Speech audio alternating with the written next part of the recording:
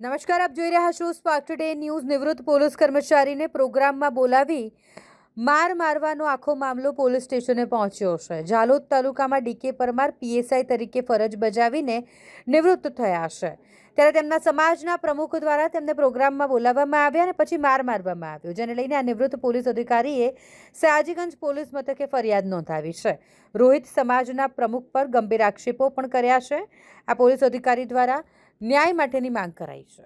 વડોદરા રોહિત સમાજ સંસ્થાનો હું આજીવન સભ્ય નંબર 116 છું અને તારીખ 9/11/2025ના રોજ અનુસૂચિત જાતિના ચૂંટાયેલા પ્રતિનિધિનો સન્માન સમારંભ હતો।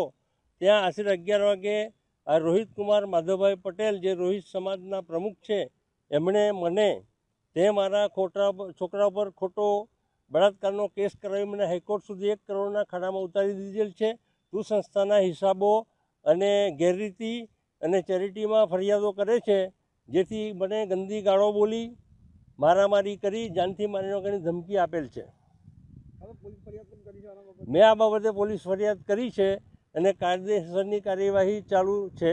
અને ત્યારબાદ તારીખ 24/10/2025ના રોજ મોજે મોરિયા, તાલુકો તિલકવાડા, જિલ્લો નર્મદા મુકામે મારા ફોઈના દીકરા સ્વર્ગસ્થ પરસોત્તમભાઈ કરશનભાઈ રોહિત તથા સ્વર્ગસ્થ રેવાબેન પરસોત્તમભાઈ રોહિતનું બેસણું હોય, એ બેસણના પ્રસંગમાં વગર આમંત્રણે આ વડોદરા રોહિત સમાજ સંસ્થાના પ્રમુખ રોહિત કુમાર માધવભાઈ પટેલ અને તેના મળતિયા જસવંતભાઈ કપુરાઈવાળા, જમાદાર અને કાંતિભાઈ ગોરવાવાળા અને દિનેશભાઈ ગિરધરભાઈ રોહિત ગુંડીચાવાળા આવેલ અને ત્યાં મારી સાથે આ જ બાબતે તું ખોટા કેસો કરાવે છે, જેથી ગાળો બોલી, મારામારી કરી, ગરદાપટ્ટોનો મારી નાખવાની ધમકી આપેલ છે, જે બાબતે પણ કાયદેસર કાર્યવાહી ચાલી રહેલ છે।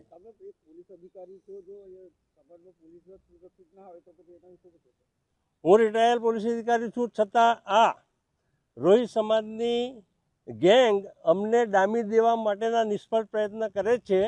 છેલ્લા 20 વર્ષથી આ સંસ્થાનો પર હાવી થઈ ગયા છે અને ગેરકાયદેસર રીતે કાર્યવાહી કરી રહેલ છે। મારી માંગ છે કે સમાજને ન્યાય મળે, આ સમાજના દાતાઓના ખોટા રૂપિયા વેડફાય નહીં, એના માટેની મારી સમાજ માટેની લડત છે। મારું નામ ડીકે પરમાર, નિવૃત્ત પોલીસ અધિકારી, રહેવાસી ભાયલી વાસના રોડ, વડોદરા।